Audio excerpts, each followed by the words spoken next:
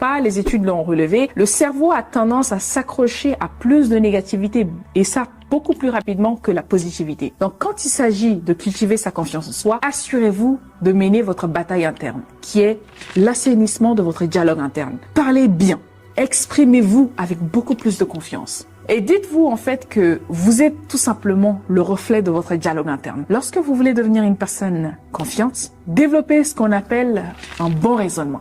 Avoir un bon raisonnement, ça commence déjà par vous. Plutôt que de vous dire « je ne suis pas capable de faire ça, ça va être compliqué », dites-vous « et si j'essayais ? Et si je m'amusais ? Et si ça se passait bien ?»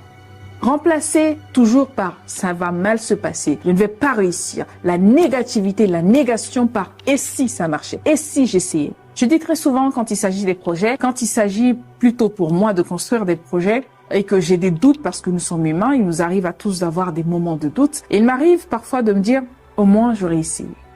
Et ça, c'est un très bon dialogue interne à avoir quand il s'agit des moments de doute. Plutôt que de se dire « je ne vais pas réussir, ça ne va pas me réussir, je ne vais pas pouvoir y arriver ». Il serait plutôt sage de se dire « au moins j'aurais réussi, au moins j'aurais tenté ma chance. Et si ça se passait bien ? Et si mes peurs n'étaient pas fondées ?» Donc c'est très important de comprendre ceci. Et d'ailleurs, parlant de peur, il y a une étude que j'ai lue récemment dans un article qui disait que les peurs, il n'existe malheureusement que deux peurs de l'être humain.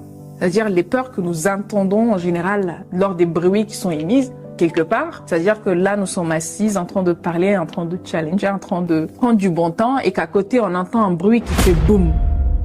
C'est la première source de peur de l'être humain. Et la seconde source de peur de l'être humain pourrait venir d'un danger qui vient. C'est-à-dire on voit un danger, un train qui a lâché la route, qui déraille simplement, qui vient vers notre direction. Ce sont les deux peurs qui existent de l'être humain. À part ça, toutes les autres peurs ne sont pas fondées. Elles viennent simplement de notre imaginaire, de notre faculté à réfléchir, que ce soit positivement ou négativement parfois. Donc, dites-vous que la plupart de vos peurs, pour 90% ne sont pas du tout fondées. Les seules peurs qui existent réellement, ce sont celles qu'on entend en général et celles qu'on voit venir, c'est-à-dire un danger imminent qui arrive. Et malheureusement, pour beaucoup de gens,